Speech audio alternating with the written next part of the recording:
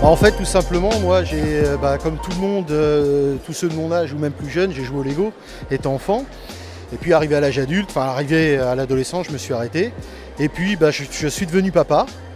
Et puis mon petit garçon de 9 ans, qui en a aujourd'hui 21, donc ça commence à dater, et jouait au Lego aussi. Et puis c'est à ce moment-là qu'est sorti le premier de ma série qui s'appelle Le Café du Coin.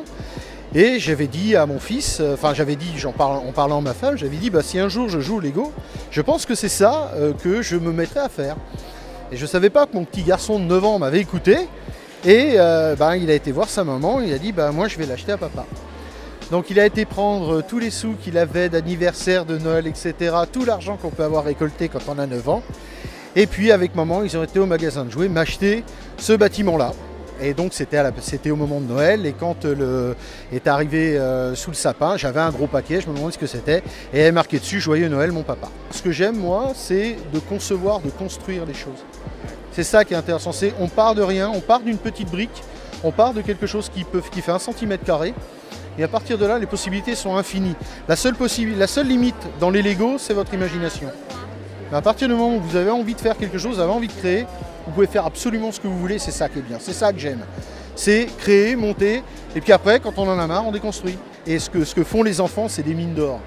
Ils ont une imagination débordante, et souvent, je m'inspire de ce qu'ils font, de leurs petites constructions, pour arriver à faire mes constructions à moi.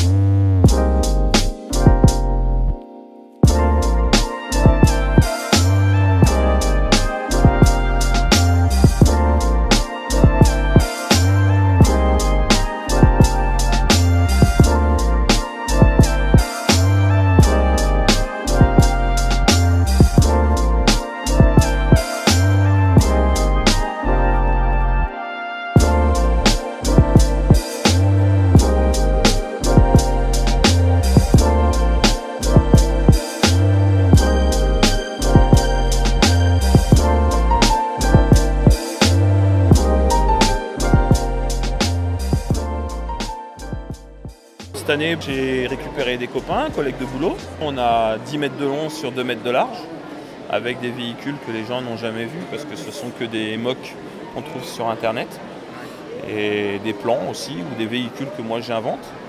Et donc, résultat des comptes, les gens ils découvrent, on va dire, des nouveautés qu'ils ne voient jamais à part sur Internet.